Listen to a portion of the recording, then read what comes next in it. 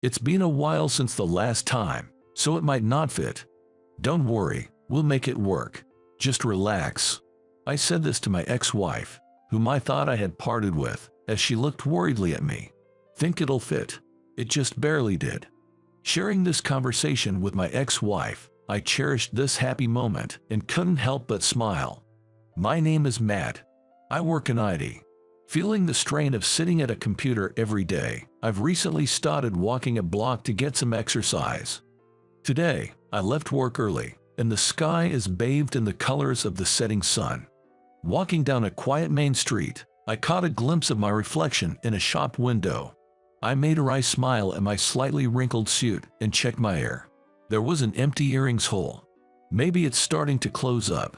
I really should wear something in it. I smirked. It's not prohibited at work, and I thought maybe I should wear something subtle. Realizing I had finally come to terms with the thought, I laughed at myself. The reason I got earrings. It was because of my wife. Note my ex-wife, Karen, who couldn't wear her wedding ring all the time. She wanted to wear earrings instead. When she said she couldn't wear it, it might be misleading. According to Karen, wearing it on my finger, I might lose it, and it gets dirty, doesn't it? I want to take care of the ring you got me, Matt, she said. So, we decided to wear less tarnishing earrings in place of our wedding rings. Neither Karen or I had ever gotten earrings before, and we both shouted in pain when we did. Together, we continued to wear subtle yellow stone earrings, saying ouch and it hurts. To say it myself might sound boastful, but Karen is stunningly beautiful, kind-hearted, and responsible. We attended the same college, and she even led a club. We dated from our college years, and she's always been there, pulling me along, and that's how I fell for her. After getting jogs, we get married and lived happily for 3 years. To clarify, it's not that we grew to dislike each other and then divorced. The reason for our divorce was, in a way, a difference in values or perspective. To put it simply, intimacy faded.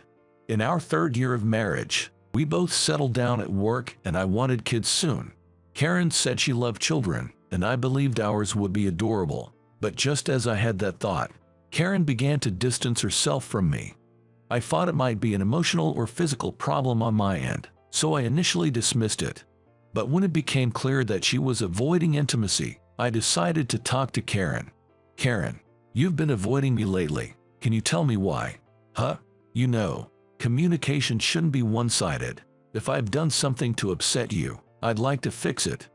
At that time, I thought there might be an issue with me. The two of us get along well, and Karen is always sweet to me. So I thought maybe it's a matter of technique. But then, I received an unexpected response from Karen. It's not that you have a problem. Really? Yes, I'm sorry, I should have talked to you. You see, I don't want kids. I felt like I'd been struck by lightning. Maybe it's old-fashioned, but I thought having kids after getting married was the norm. But you like kids, right? You used to volunteer and play with them. I love kids, but I don't want one of my own. I'm sorry. I knew you wanted kids, and I couldn't say it. I thought maybe after we got married, I'd want them, but I just can't. This is my fault too, but we didn't have a proper discussion about the child. I just assumed Karen wanted them too. I know I messed up now, but I didn't think so at the time. I love Karen, of course, but is there a point in a marriage without children? I started to think that it wouldn't be different from just being lovers. We talked about it many times after, but we never saw eye to eye. If we stayed together, I feared we'd grow resentful and end up hating each other. So, wanting to avoid that toxic environment, we divorced. I'm grateful it happened before we started despising each other. But I was lonely. And because of that, I took off the earring I wore with Karen. Along with the ring. The earring hole from before our marriage hasn't fully closed yet, perhaps because I wore it for so long. It's been a year since our divorce. Maybe it's time to move on. With that thought, I headed to a jewelry store to buy a new piece. Why not a general store? It felt awkward to enter one alone as a man. In a jewelry store, it's easy to pretend I'm buying a gift for a girlfriend, and I thought if I'm going to wear something, it might as well be good quality. Inside the jewelry store, there were sparkling gems everywhere. In one corner, there was an earrings section.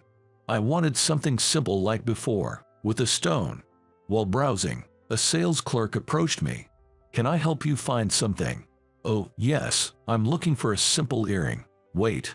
To my surprise, the sales associate was Karen. She seemed just as shocked. Apparently, she had switched jobs and now works here. "It's been a while." "A year, have you been?" "Oh, you too. Did you change your makeup?" "I adjusted it for work. And you? It seems like you didn't iron your suit. It's all wrinkled." After a long separation and having not spoken since our divorce, Karen and I were able to talk just like before. I had bought a new earring, this time with an orange stone, and glanced at the store's clock. It was exactly 5 p.m. It seemed Karen was just getting off work. "How about dinner? There's a new Italian place nearby."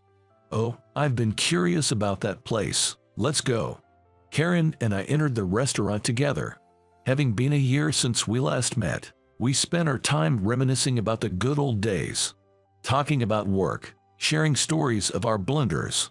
Even though we sat down for dinner, we got so caught up in our conversation that before we knew it, it was pitch dark outside. I really should head home, but to be honest, I feel like there's so much more to talk about. It seemed Karen felt the same as she invited. "Why don't you come over to my place? It's close by."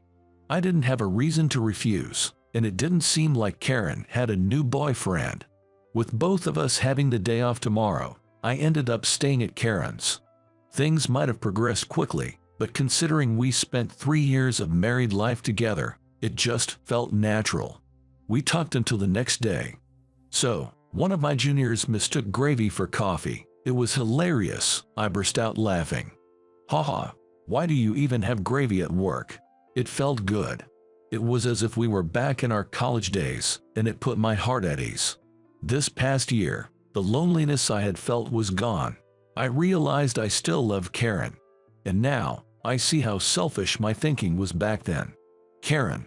"Yo, what's up? I know it's late, but I want to apologize to you. If I miss this chance, I might never be able to convey my feelings." I looked straight into Karen's eyes. Karen seemed to have an idea of what I was about to say as she gazed back at me. I was foolish. I was so obsessed with the idea of having kids that I never considered your feelings. You're the one who would carry and give birth to our child. It'd be a huge responsibility for you, and yet, I never had a proper discussion with you about it. I'm truly sorry. I bowed my head to Karen.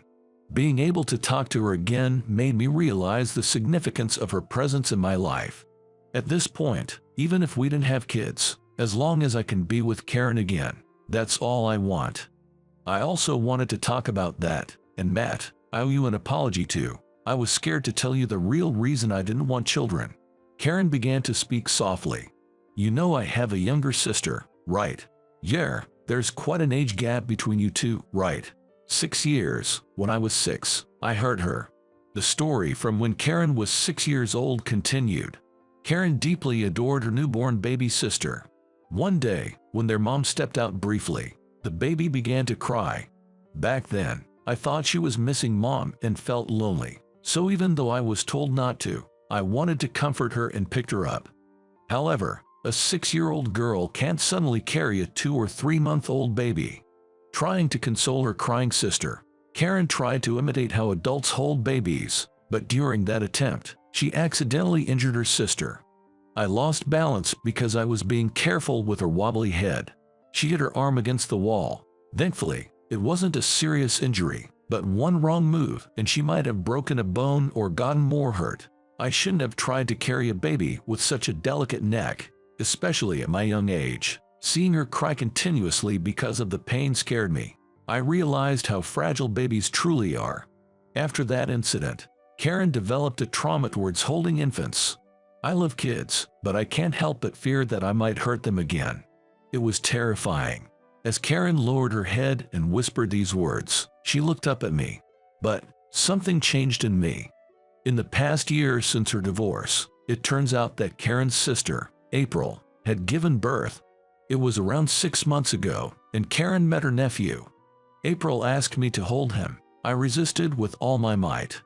But April said, "You're still haunted by the past, aren't you? I know you love kids. It's okay. As long as you love the child, you won't hurt him, because you're a kind soul." Taking advice from a nurse on how to hold the baby, Karen held her nephew and was captivated by his angelic smile. He was so adorable and delicate. Holding him, I felt how precious a baby truly is, and it reminded me of you, Matt. I did want to have a baby with you. After the divorce, I regretted it.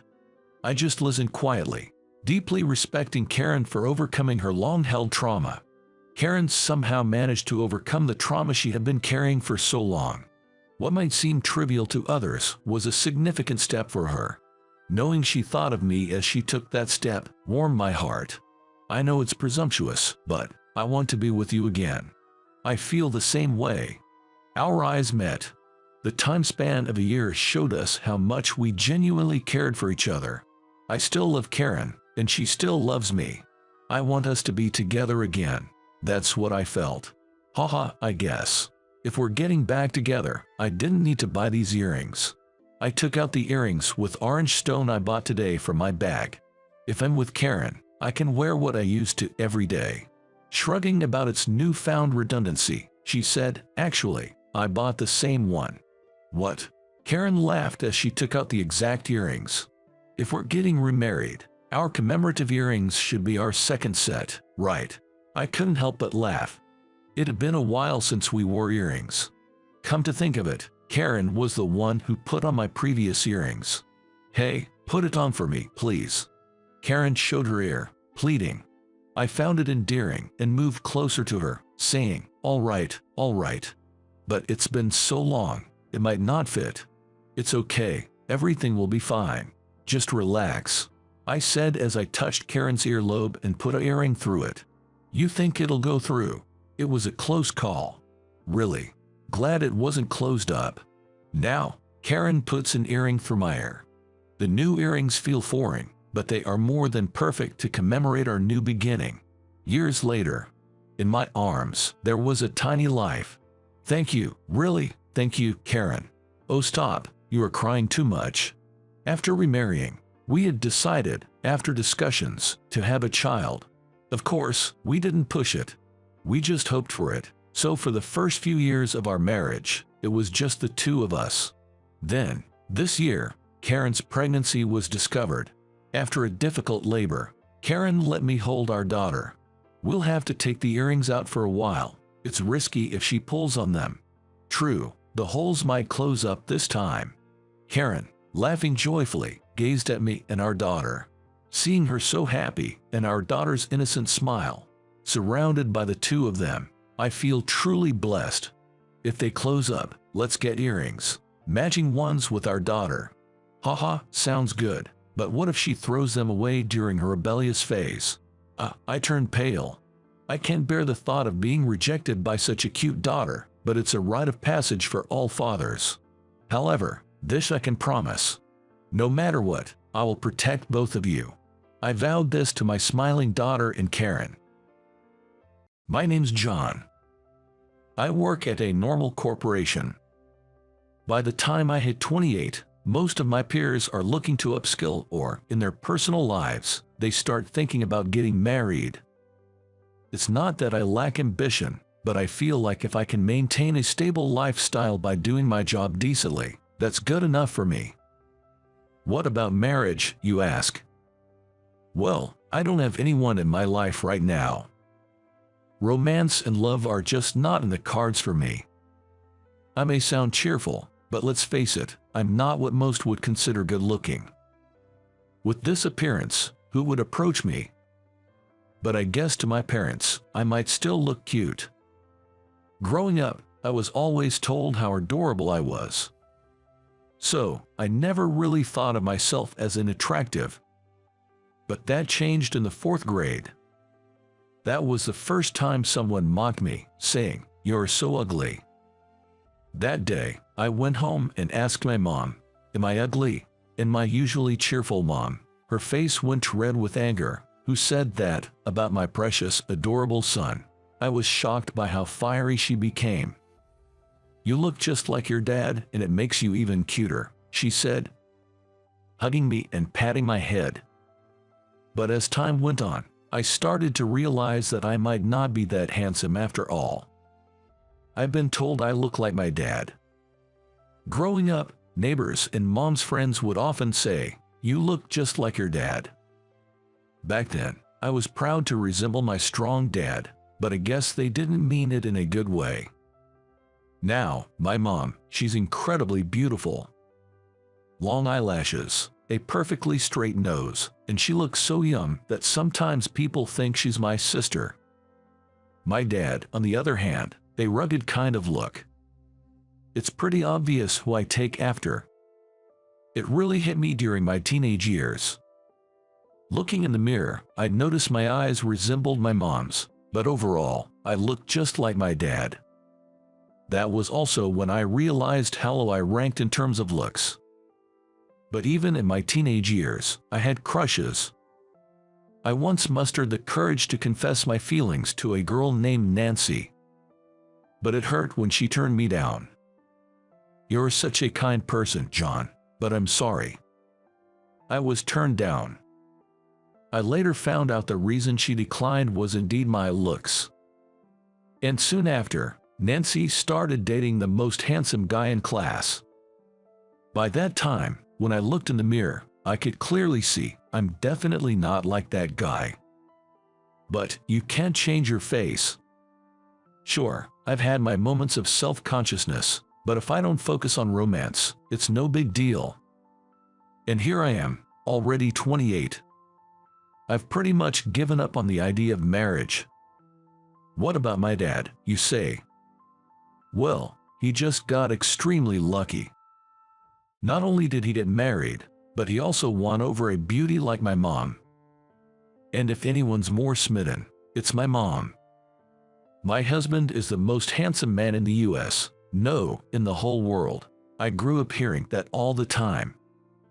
And she still says it, with a kind of love that's almost unfathomable.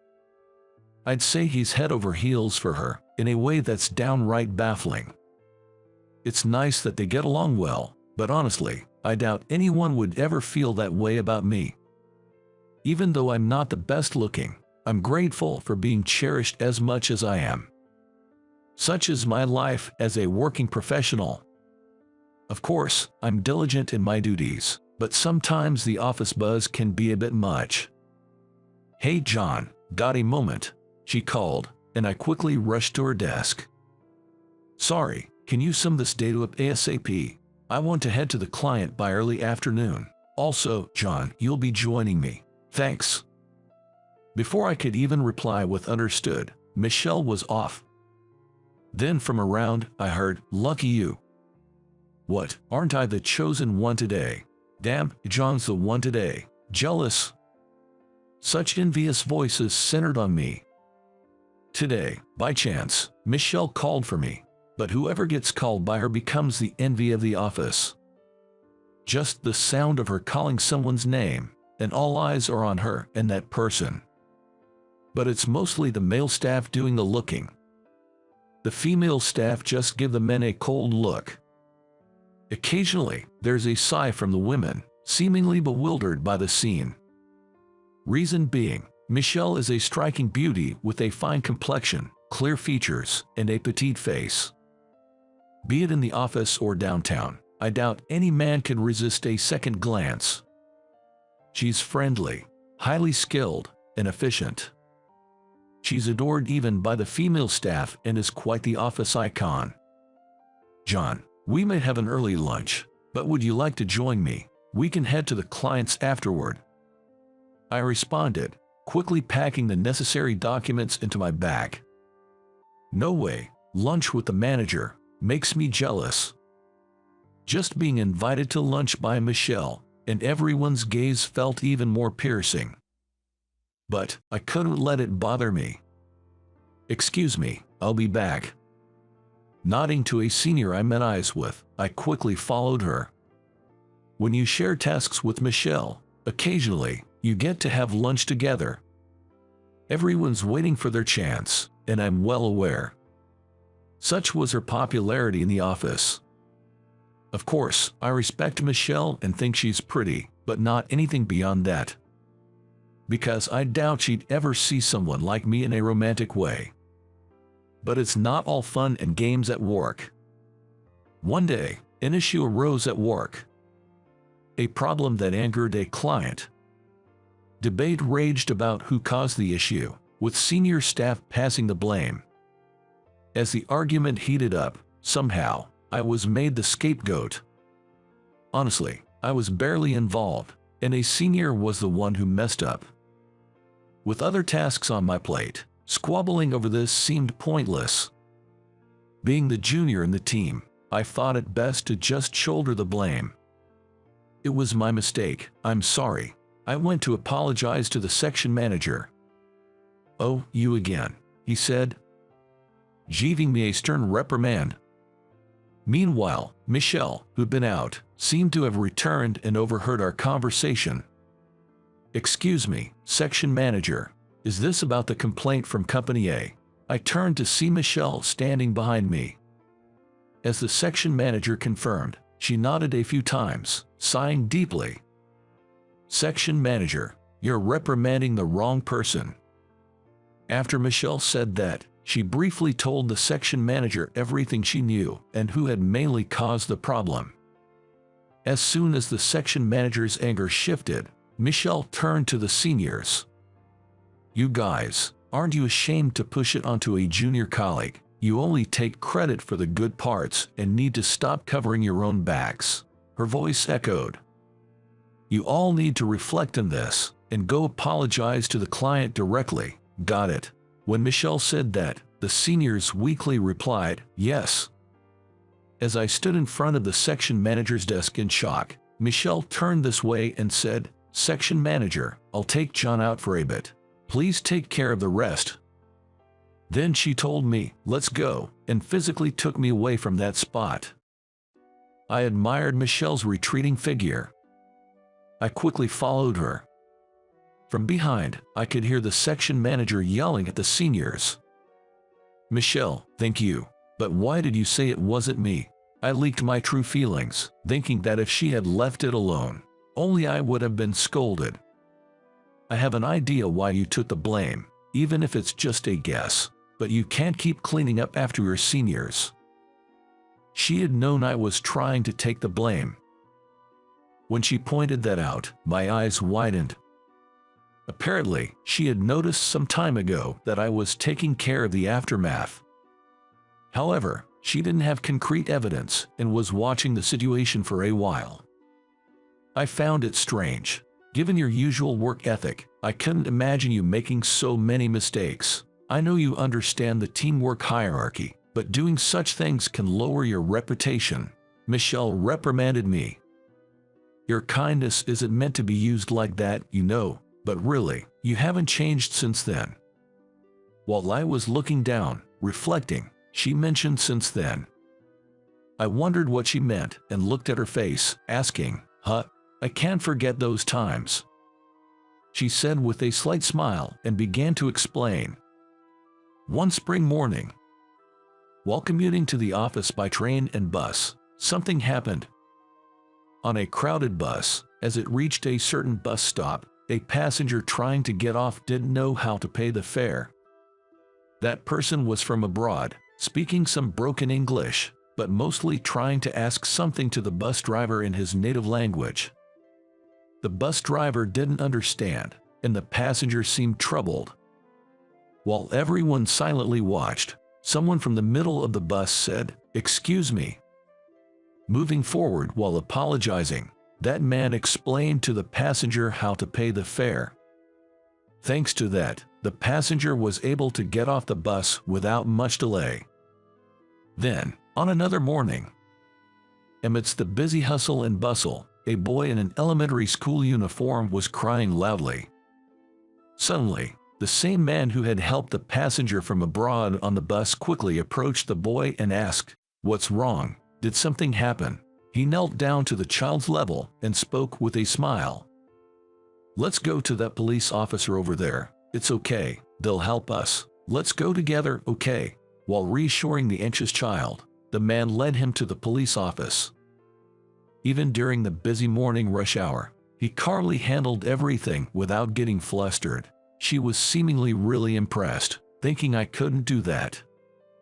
Hearing that story, my face gradually turned red. Even as a new hire, you always showed kindness so readily. I remembered thinking how wonderful you were back then. I couldn't forget that sight. I was surprised when we ended up in the same department after your training. She said, smiling. It was definitely you, right, John? I've noticed you helping out others a few times since then. The thought of being watched without realizing it made me feel a bit embarrassed.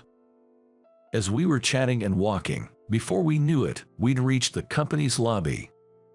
We've come all the way here. Since we sneaked out, why not go grab a coffee? Treating you to a cup won't make up for everything, but allow me to buy you one. Actually, as many as you want. I realized she had probably intended to take me out all along. Even if you're not the one making a mistake, being berated can wear you down. Perhaps she saw I was upset and wanted to cheer me up. After that incident, she watched over me even more, ensuring that I was never at a disadvantage. I don't mess up all that often, but when the seniors who used to be able to hide their mistakes started slipping up, their errors became more noticeable. Around that time, I had begun working more with Michelle due to the progress of my work and departmental assignments. Consequently, the number of times Michelle called for me increased. Despite feeling the gaze of my peers and seniors, I kept my focus on the task at hand. Why is it always John? That's just not fair. We're definitely better looking. I should be the one next to Michelle. But she's 8-1. Michelle never accepts our invitations to go out for drinks. I was about to head into the break room for some coffee when I overheard these conversations from my seniors and colleagues. I hesitated, not sure if I should walk in. As I pondered what to do, scratching my head, I heard footsteps from behind. All right, you folks, if you've got time to chat here, get back to work. She clapped her hands, signaling everyone to leave. The guys murmured, oh, shoot, quickly extinguishing their cigarettes and rushing back to their desks. Michelle caught my eye as I watched the entire scene. Did I scare you a bit? She asked, playfully sticking out her tongue with a shy grin. Both of us grabbed our coffees, and just as we were about to get back to work, she said, oh, John, are you free tonight? How about we grab dinner? We worked really hard yesterday, so it's kind of a thank you dinner. What do you say? Invited by Michelle, I decided to join her for dinner. She has this habit of treating her subordinates to meals after finishing big projects. Given that I often work alongside her, we've had dinner a few times. Remembering the conversation from the seniors earlier, I thought it best to keep this dinner a secret. And on our way back from dinner, instead of heading straight to the subway, Michelle suggested, how about we chat a bit more in the nearby park before heading home? I thought she wanted to discuss work for the next day. We sat on a bench in the park, toasting with coffees we'd bought from a vending machine. I took a sip, waiting for her to speak. But she just stared ahead, showing no sign of starting a conversation. After a while, she turned to look at me, silently studying my face. Is everything okay, Michelle? When I called out like that, she let out a sigh. It's tough, isn't it? Even with all this effort to get noticed, it goes unnoticed. Confused, I must have looked like a question mark just popped above my head. Not sure if she noticed my puzzled face, she continued. Well, I've always been focused on work, and it's been a long time since I've felt this way. But what about you, John? I know I'm older, but you probably prefer someone younger, right? I tried to understand the meaning of her words, intently gazing into his eyes. But as usual, she was also staring right back into mine. Our eyes locked, and I was taken aback by her sparkling eyes and slightly blushed cheeks. But then she dropped a bombshell. John, I like you, and I mean, as more than just a workmate. Would you ever consider someone like me? Feeling my heart race, my mind went completely blank. I could barely replay Michelle's words in my head. What? Are you serious? Upon finally grasping what she had said, I let out a yell and involuntarily leaned backward. Wait, this isn't some sort of prank, right? It would be rather rude to assume, but I couldn't help but ask. Seeing my astonished face, Michelle laughed. I guess you really didn't see it coming. Are you for real? I mean, hold on, does this mean I was probably the most flustered I had ever been in my life? Do you believe me now? She gently took my trembling hands with both of hers. I could feel my face turning bright red. Are you blushing? That's so cute. You look even more adorable. Wait, cute? This isn't some sort of joke. Why me? Tommy, you're very cute. But more importantly, I love how genuine and kind you are. Do you not like me? No, it's not that. I mean, I feel like I don't deserve someone like you. But my body can't lie. My hands had gripped her hands back. But then reality hit me. Hold on a second, Michelle, think about it. People are going to see us and think it's like Beauty and the Beast. You have no idea how gorgeous you are. And me, I feel so undeserving standing next to you. When I said that, the strength of Michelle's grip weakened, and a troubled look crossed her face. People have always told me I'm pretty, but I've always had my own insecurities. It's been tough being a female manager. Some say I got to where I am because of my looks, not my skills. Despite everything, I worked hard and proved them wrong. And the kindness I've received from men, most had ulterior motives. But you, John, you're different. You're genuine, sincere, and the kindest person I've ever met. That's what attracted me. Saying this, she squeezed my hand once more. Do you not feel embarrassed having me by your side? I conveyed my deepest insecurity. Why would I be? If you were my boyfriend, I'd brag about you to everyone. She smiled at me warmly. Look, I can't change my face, but I'll do my best to be a man worthy of you, Michelle. Who could have seen this coming? For someone like me who had given up on even dating, let alone getting married, a new chapter had begun. For a while, I kept pinching my cheek every morning, wondering if this was a dream or reality. Of course, in the beginning, I often doubted, why me? She always called me cute, and I could feel her love from her smiles and gestures. Knowing she chose me gave me a bit of confidence, but it was never enough. To gain more self-assurance, I started hitting the gym. My once skinny frame began to bulk up, and my muscles started showing. The more built I became, the more I looked like my dad. I'd become confident and at ease with myself. My newfound confidence was noticeable to others. You've been glowing with confidence lately, a female coworker once told me. We didn't hide our relationship, but we also didn't make it public to keep our professional lives separate. No one would ever guess that someone like me was dating the department's, no, the company's top beauty. I'd say it's almost impossible to notice. Sometimes I'd see some good-looking colleagues approaching Michelle, and I'd subtly step in. She'd tease me about my jealousy, but hey, I'm her boyfriend.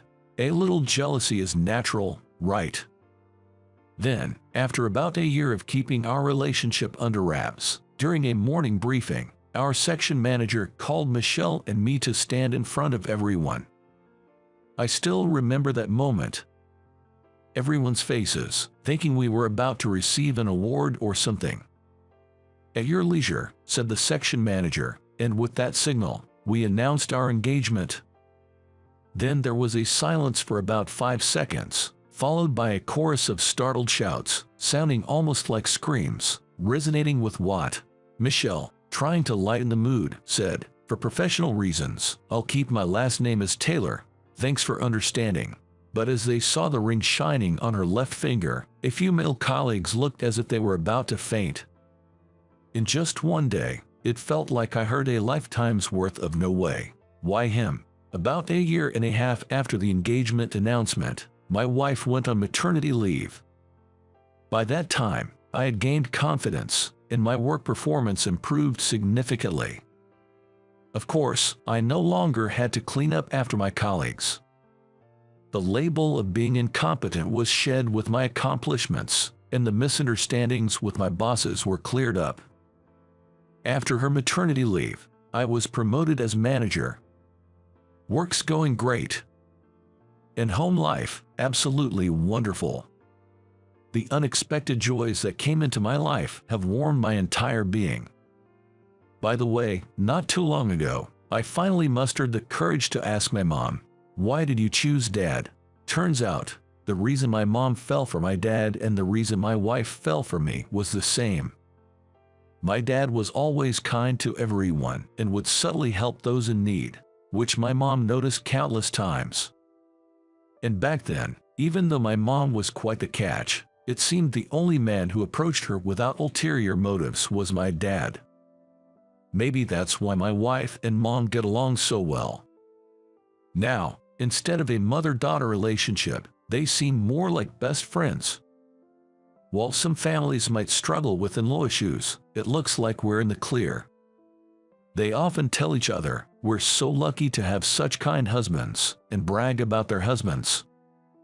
Hearing that makes my dad and I a bit embarrassed, but I guess it's also a kind of happiness. And then, we were blessed with a beautiful baby. She looks like my wife, with sharp and clear features. I might be a bit biased, but I'm genuinely concerned about her future. I'll cherish and raise her with all my love, alongside my wife. How did you like today's story? Your subscriptions and hitting the like button would be a huge motivation for my content creation. I'm looking forward to reading your comments. See you in the next video. Once you can move, sign this paper quickly. All right. Lying in a hospital bed, connected to medical equipment, my wife handed me a divorce paper. I never want to see her face again. How cold-hearted can people be? What were those 3 years of marriage about? I watched in shock as my wife walked out of the room. When I woke up, I saw an unfamiliar ceiling. It wasn't the ceiling of our bedroom at home, nor the break room at my usual office. The beeping of an unfamiliar machine was steady. I tried to speak, but no voice came out. What happened to me? The moment I remembered, I let out a scream. It was the terror of that moment. "Robert, you're awake. Robert." I heard my mother's voice close by. She hastily pressed the nurse's call button, telling the nurse I had regained consciousness. Tears streamed down my mom's face as she kept saying, "Thank God." Still dazed, I tried to recall that day. My name is Robert Johnson, and I turned 32 this year. I've been married to Catherine for 3 years. That day was our wedding anniversary. Catherine and I, on her request, had taken a long trip after a long time. On the way back, on the freeway, I was the one driving. I always drive safely and was doing so that day. The nightmare began just after leaving a rest area. I heard the sound of sudden braking, and then a truck came hurtling towards us with tremendous force. It also dragged the 2 cars nearby with it. I tried to swerve, but everything happened too quickly. We were involved in a major freeway pileup. My memories stopped there. I don't even know how many days have passed since. A doctor, presumably the one in charge of me, appeared and began to ask me a few questions. As we spoke, I fully regained consciousness. I learned from the doctor that I had been unconscious for 2 weeks. I also found out that the drivers of the other 2 cars involved had passed away. I'm grateful to be alive. While listening to the doctor, I searched the room for Catherine. If Catherine was with me during the accident, she must be injured too, maybe even more seriously than me.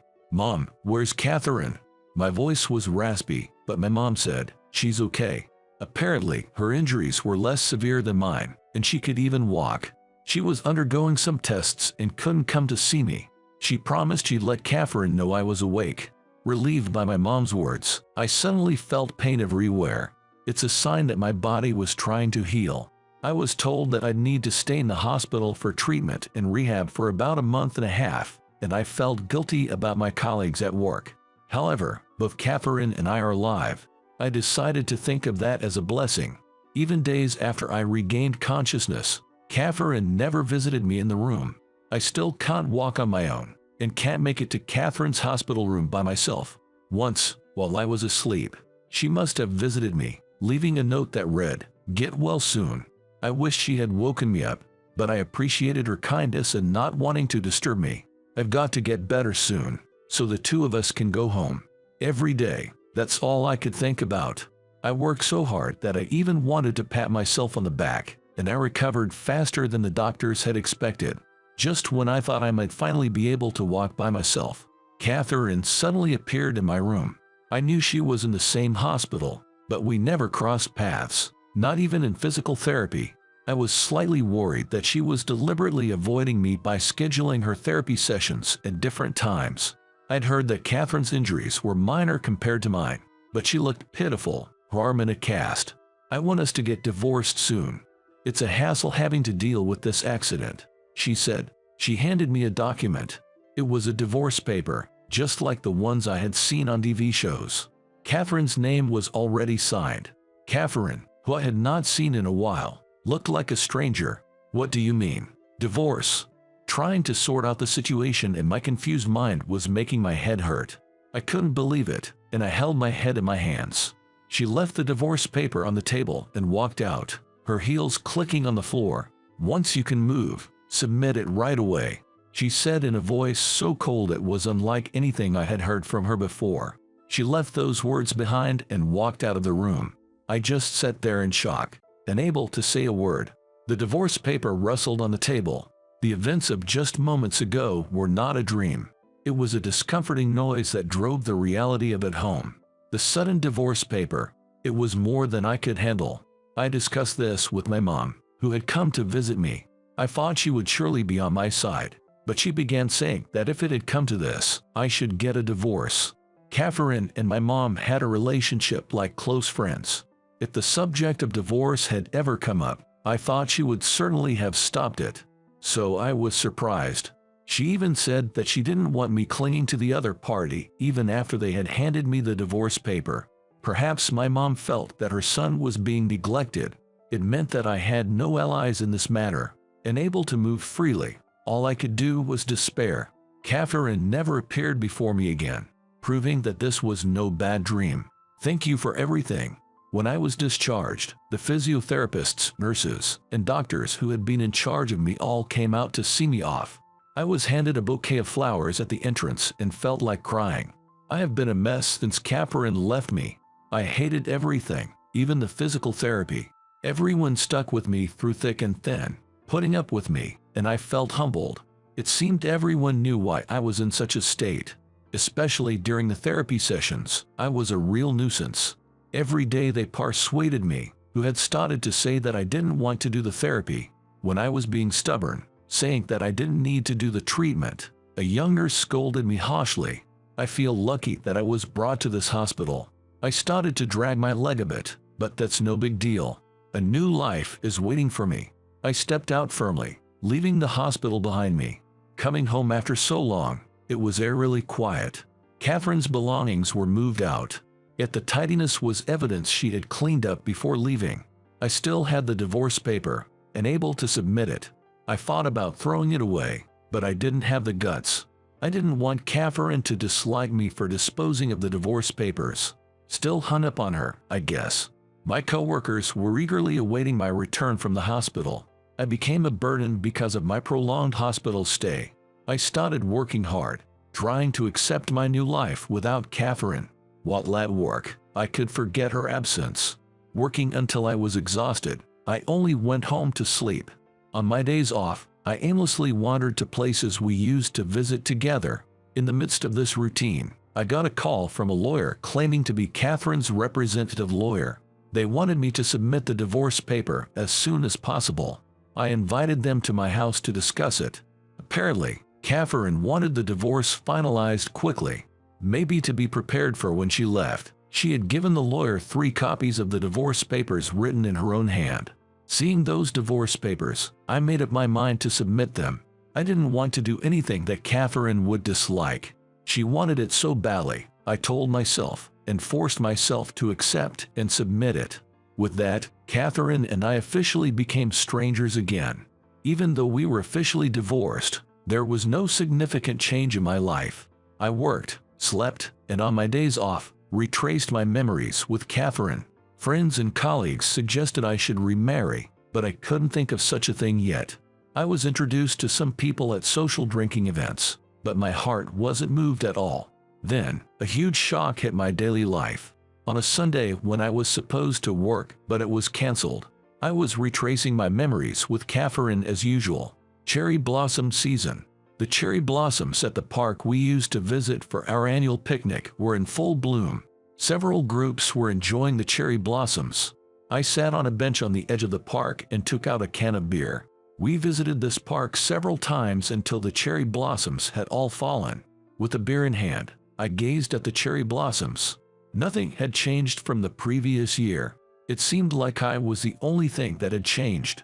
I took a sip of beer and sighed. That's when I noticed. On a bench diagonally opposite me, across the cherry tree, there was Catherine, looking up at the cherry tree. Her very short hair had grown longer. She looked a bit thinner, but there was no way I could mistake her for someone else. As I sat there in shock, unable to speak, Catherine noticed me. Our eyes met slowly. Her slightly pale eyes, which I remembered well, caught mine. Just as I was about to call out Catherine, she gave me a slight nod. I froze at her formal gesture. It was a clear rejection of me. I was at a loss for what to do. Without any sign of surprise, Catherine bowed her head to me once again. "Catherine, let's head home." A strange man's voice made me startle. Looking in the direction of the voice, I saw a man I didn't recognize. He was in a basketball uniform, with a ball in his hand. He's the guy who was practicing under the hoop just a moment ago. Catherine, when called by her name, opens a white book on her knee. The cover is blank too, so it might be a diary. When she looked up after confirming something, she smiled at the young man. "John, let's go home." Catherine swiftly intertwined her arm with the young man's. John, as he was called, was gently pushing Catherine away, saying, "Annoying." Catherine laughed off being shunned. It was like when we were dating, and I'm left in a daze. Was he the reason for our divorce? Did we divorce using an accident as an excuse? I silently watched the two leaving the park. I couldn't possibly chase them and question them. Since the day I saw Catherine at the park, I couldn't concentrate on work. I thought she probably never wants to see me again. Still, I couldn't give up, and I went to that park on my next day off. At the entrance of the park, I spotted Catherine immediately. This time, I quietly sat on a bench that was a little closer. Catherine was writing something in the white book on her knee. It seemed to be a notebook, not a book. It's thick and looks like a diary. She didn't seem to notice me sitting there. There was no sign of her being flustered. Occasionally, she would look up from the notebook to gaze at the cherry blossom. I sneakily stole glances at her profile. I must have been doing that for about 30 minutes. I mustered up courage to call out to her. "Catherine, long time no see." At my words, Catherine, with a startled look, raises her face. She was surprised, but it wasn't just surprise on her face. For some reason, she looked extremely frightened. I couldn't find the words. In that moment of silence, Catherine quickly stood up from the bench. The white notebook on her knee slipped onto the ground. Catherine was backing away from me. By the time I slowly bent down to pick up the notebook, Catherine was no longer in sight. I could see Catherine running around the corner out of the park. She's avoiding me to the point of running away. Feeling completely desolate, I collapsed onto the bench. I felt as though all strength had left my legs. It was like all the energy to live was drained out of me. Only the white notebook that Catherine had been holding was left in my hands. I have to return it if it's important. I casually opened the notebook. Of course, I also had an ulterior motive to find some clue about Catherine's current situation. The notebook, thick as a diary, was densely filled with writing. There it was, the familiar handwriting of Catherine. Yet, its content was unbelievable. As I read on, my fingers trembled with every page turned. What was written was a daily log. It all started from that accident day. On the last page, it read, "The cherry blossoms are beautiful today." Everyday activities were detailed: the time she woke up, who she met, what she ate. She wrote about interesting things she saw on TV. Characteristics and names of people were thoroughly recorded. The content was too procedural to be called a diary. There was no other way to do it. Thinking of Catherine's feelings brought tears to my eyes.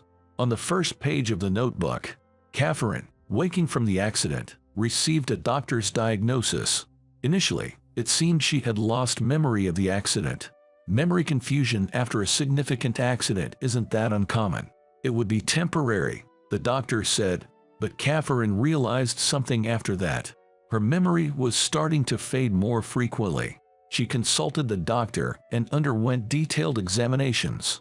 There were abnormalities found in the right temporal lobe and the hippocampus, the brain region responsible for memory. This was the cause of the memory disorder. Catherine was aware that her memory was slowly but surely fading. Deciding to divorce while she could still remember me, to not trouble me, to not let me see her forget me. Her unwillingness to hurt me was put into words. Her sudden divorce paper was a form of kindness from her. The next day, I took a day off work and sat on a bench in that park, the Central Park. I have to return this notebook to Catherine. I was certain that Catherine would show up. However, who appeared was a young man who seemed close to Catherine. Spotting me, he walked straight toward me. Looking at the approaching man, he didn't seem older than a college student, tall but still growing into his limbs. "That's Catherine's notebook, isn't it? Thank you for bringing it." The young man said so, bowing his head. Finally, I understood who he was. He had grown up so much in the short time I hadn't seen him. "You're Catherine's nephew, John, right?" Upon my words, he nodded. He seemed to have realized that I was Catherine's ex-husband. As I handed over the notebook, he received it with both hands. "I want to start over with Catherine. Can you arrange a meeting for me?" At my words, he furrowed his eyebrows. The look on his face was that of someone who just got roped into a complicated situation. "That's impossible. Starting over." After such a preface, he told me about Catherine's current condition. Catherine's memory disorder had progressed, and now she can only retain her memory for about 30 minutes. After 30 minutes, she would forget everything. "But still, I believe I can start over." In a half-yelling tone, I said something that made John give in. I'd like to think it was my persistence that paid off. He asked me to wait a moment, then went to call Catherine. I feared I might be left hanging just like that. But still, I intended to wait until Catherine showed up. About 20 minutes later, Catherine and John appeared in the park. Upon seeing me, Catherine gave a little smile. It wasn't a friendly smile, but a forced one. "Thank you for picking up my notebook," she said. She seemed to have no memory of our previous encounter. She bowed her head as if meeting me for the first time. When I introduced myself, Catherine carefully wrote my name in her notebook so she wouldn't forget it. She repeated my name over and over under her breath. Then, slowly, Catherine's finger traced back through the pages. For a moment, her fingers stopped, and she let out a soft sigh. "So you are my husband," she muttered. Those words made my heart jump. My name still existed in a corner of Catherine's memory. "Catherine, let's start over. It'll be all right," I said, looking straight into Catherine's eyes. I've never been so serious in delivering my words. Catherine's gaze fixed on me. There was no sign of confusion in her eyes. "We can't," Catherine muttered softly. "In 30 minutes, you'll be a stranger to me. Please don't disregard my decision from half a year ago." She blurted all at once. It might sound presumptuous, but I had believed Catherine would accept me. I felt as though a bucket of cold water had been dumped on my head. Speechless, I stood still as Catherine began to tear pages out of her notebook. Once she finished tearing out most of the front half, she held it out to me. When I didn't take it, she pressed it against my chest. "This is the end," Catherine said, turning her back to me. All I could do was watch her walk away. The pages of the notebook Catherine gave me were filled with memories of us.